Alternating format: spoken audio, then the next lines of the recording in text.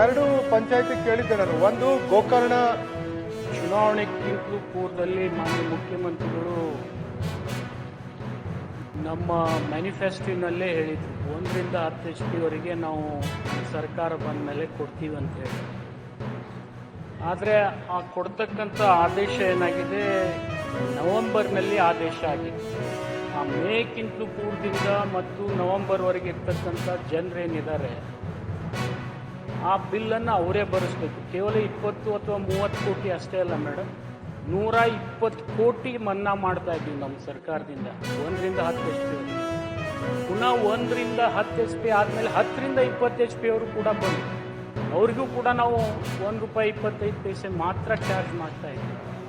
So ನಿಮ್ಮ ತಿಳುವಳಿಕೆ ಪ್ರಕಾರ 10ರಿಂದ 20 ಕೋಟಿ ಅಲ್ಲ, 120 ಕೋಟಿ ಸರ್ಕಾರಕ್ಕೆ ಹೊರೆ ಆಗ್ತಾ ಇದ್ರೂ ಕೂಡ ಇದನ್ನು ಭರಣಾ ಮಾಡಿ ನಾವು ಕೊಡ್ತಾ ಇದ್ದೀವಿ.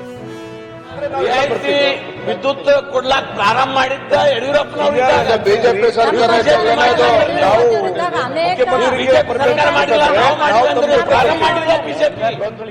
ಪ್ರಣಾಳಿಕೆಯಲ್ಲಿ 1ರಿಂದ 10 HP ವರೆಗೆ ಫ್ರೀ ಕೊಡ್ತೀವಿ ಅಂತಿದ್ವಲ್ಲ, ನಮ್ಮ ಪ್ರಣಾಳಿಕೆಗೆ ಕೊಟ್ಟಿದ್ದೀವಿ. ಆದರೆ ಅದು ನಾವು ಮೇನಲ್ಲಿ ಸರ್ಕಾರ ಬಂದ ಮೇಲೆ ನವೆಂಬರ್ವರೆಗೆ ಚಾರ್ಜಸ್ ಆಗಿದೆ. ಆ ನವೆಂಬರ್ದಲ್ಲಿ ಮುಖ್ಯಮಂತ್ರಿ ರಾಜಕಾರಣ ಮಾಡ್ತಾ ಇಲ್ಲ.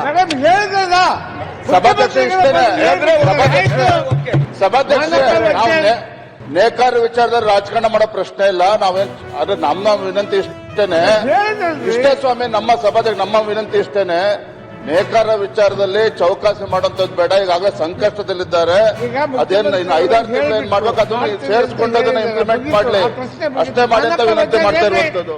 ಇನ್ನೊಮ್ಮೆ GMC ಕಳಿಸ್ತೀನಿ, ಅವಾಗ ಇವರು ಅಲ್ಲಿ ಇದ್ಕೊಂಡು ಆ ರೈತರಿಗೆ ಮತ್ತು ಸ್ಥಳೀಯರಿಗೆ ಮಾಡ್ತೀನಿ. ಬಹುತೇಕ ನಾನು ವೆಂಕಟ ಶಿವರೆಡ್ಡಿ ಅವರು ಬಹುತೇಕ ಜನರಿಗೆ ಒಪ್ಪಿಸಿ, ಎಲ್ಲರನ್ನೂ ಒತ್ತಬೇಕು 100% ಎಲ್ಲಿನೂ ಆಗೋದಿಲ್ಲ.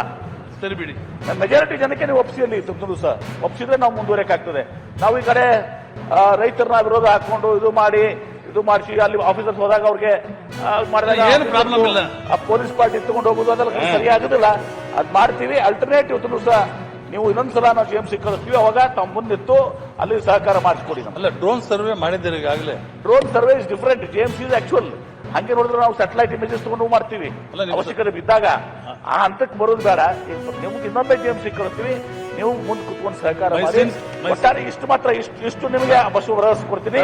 ಈ 1273 ಎಕರೆ ಏನಿದೆಯಲ್ಲ, ಇದನ್ನ ನಾವು ಎಲ್ಲಾ ಪ್ರೊಸೀಜರ್ಗಳನ್ನ ಮುಗಿಸಿ ಇದನ್ನ ಅಕ್ವೈರ್ ಮಾಡಲಿಕ್ಕೆ ಎಲ್ಲಾ ಕ್ರಮಗಳನ್ನ ಗಂಭೀರವಾಗಿ ನಾವು ತೆಗೆದುಕೊಳ್ತೀವಿ ಅನ್ನೋದನ್ನ ಪ್ರಾಮಾಣಿಕವಾದಂತಹ ಮಾತನ್ನ ಈ ಸಂದರ್ಭದಲ್ಲಿ ಹೇಳಲಿಕ್ಕೆ ಬಯಸ್ತೇನೆ. ಎರಡನೇ ಫೇಸ್ ಏನ್ ಹೇಳ್ತಿರಲ್ಲ, ಅದಕ್ಕೆ ನಾವು ಇದನ್ನ ಡಿಮ್ಯಾಂಡ್ ಬಂದ್ರೆ 1270 ಇದೆಯಲ್ಲ, ಇದು ಡೆವಲಪ್ ಮಾಡಿ ಅಲ್ಲಿ ಡಿಮ್ಯಾಂಡ್ ವ್ಯಕ್ತಪಡಿಸಿದ್ರೆ, ಡಿಮ್ಯಾಂಡ್ ಬಂದ್ರೆ ಅಲ್ಲಿ ಎರಡನೇದಕ್ಕೂ ಕೂಡ ನಾವು ತುಂಬ ಸಕ್ಕರೆ ಬಗ್ಗೆ. ಸೊ ದಯಮಾಡಿ ಎರಡೂ ಮಾಡ್ಕೊಡ್ಬೇಕು ಅಂತ ನಾನು ಒಂದೇದ ಬಗ್ಗೆ ಕೊಡ್ರಿ. 1 ವರ್ಷ ಆಗಿದೆ, ಇನ್ನೊಂದು 11 ತಿಂಗಳಾಗಿದೆ. ಒಂದಕ್ಕೆ ಇನ್ನೂ 1 ವರ್ಷ ಟೈಮ್ ನಮ್ಮ ಅಗ್ರಿಮೆಂಟ್ ಅಲ್ಲಿ ಇದೆ ಸಭಾಧ್ಯಕ್ಷರೇ. ನಾವು ಅವ್ರಿಗೆ ಕಾಮಗಾರಿ ಶುರು ಮಾಡಿದವಾಗ ನಾವು ಅಗ್ರಿಮೆಂಟ್ ಮಾಡಿದ್ವಲ್ಲ, ಆ ಅಗ್ರಿಮೆಂಟ್ ಅಲ್ಲೇ ಇನ್ನು 26ಕ್ಕೆ ಅದು ಕಂಪ್ಲೀಟ್ ಆಗೋದು ಸಭಾಧ್ಯಕ್ಷರೇ. 26 ತನಕ ಒಳಗಡೆನೆ ನೀರು ಎಲ್ಲಾ ಜಾಗಕ್ಕೂ ಕೊಟ್ಬಿಡ್ರಿ ಅಂದ್ರೆ ನಾವೇನು ವಿಳಂಬ ಮಾಡಿಲ್ಲ ಸಭಾಧ್ಯಕ್ಷ. ಆದ್ರೆ ಮುಖ್ಯವಾದ ಪ್ರಶ್ನೆ ಮಾನ್ಯ ಮಾನಪ್ಪ ಅವರದು ಮುದಗಲ್ ಪಟ್ಟಣಕ್ಕೆ ಕೊಡಕ್ಕೆ ಇಲ್ಲ ಅಂತ ಹೇಳ್ತಾ ಇದ್ದಾರೆ ಸಭಾಧ್ಯಕ್ಷ. ನಾನು ಒಪ್ಕೋತೀನಿ ಸಭಾಧ್ಯಕ್ಷ. ಯಾಕಂದ್ರೆ 34 ಕೋಟಿ ರೂಪಾಯಿ ಬೇಕಾಗಿತ್ತು. ಅದರಲ್ಲಿ ಬರೀ ನಮಗೆ 17 ಕೋಟಿ ಮಾತ್ರ ನಮ್ಮ ಅನುದಾನ ಇತ್ತು. ಆ 17 ಕೋಟಿಲಿ ಸುಮಾರು 6.5 ಕೋಟಿ ರೂಪಾಯಿಗಳನ್ನ ಈಗಾಗಲೇ ಖರ್ಚು ಮಾಡಿ 27% ಅಲ್ಲಿ ಕೆಲಸವನ್ನ ನಾವು ಮಾಡಿದ್ದೀವಿ. ಇದು ಸುಮಾರು 29 ಕೋಟಿ ರೂಪಾಯಿಗಳ ಅನುದಾನ ಬೇಕಾಗ್ತದೆ ಸಭಾಧ್ಯಕ್ಷ. ಆ ಹಣವನ್ನ ಬೇಕು ಅಂತ ಕೇಳಿ ನಾವು ಹಣ ನಮ್ಮ ಫೈನಾನ್ಸ್ಗೆ ಕೇಳಿದ್ವಿ ಸಭಾಧ್ಯಕ್ಷ. ಯಾವುದಾದ್ರೂ ಪ್ರಯತ್ನ ಪಟ್ಟು ಯಾವುದಾದ್ರೂ ರೀತಿಯಲ್ಲಿ ನಾವು ಅಲ್ಲಿಗೆ ಮುದುಗಲ್ ಪಟ್ಟಣಕ್ಕೂ ಸಹ ನೀರು ಕೊಡ್ಲಿಕ್ಕೆ ನಾವು ಪ್ರಾಮಾಣಿಕ ಪ್ರಯತ್ನವನ್ನು ಮಾಡ್ತೀವಿ ಸಭಾಧ್ಯಕ್ಷ.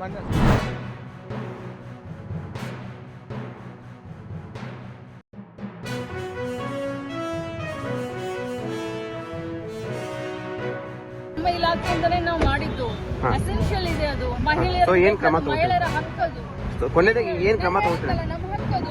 ಅದನ್ನ ಇಡೀ ದೇಶದಲ್ಲಿ ಮೊದಲೇ ಬಾರಿಗೆ ಋತುಚಕ್ರ ರಜೆಯನ್ನ ಘೋಷಣೆ ಮಾಡಿರೋ ಸರ್ಕಾರ ಕರ್ನಾಟಕ. ಮಹಿಳೆಯರ ಪರವಾಗಿದ್ದು ನಾವು ನಮ್ಮ ಹಕ್ಕದು, ನಾವು ಅದನ್ನ ಮಾಡಿದೀವಿ, ಮಾಡ್ತೀವಿ.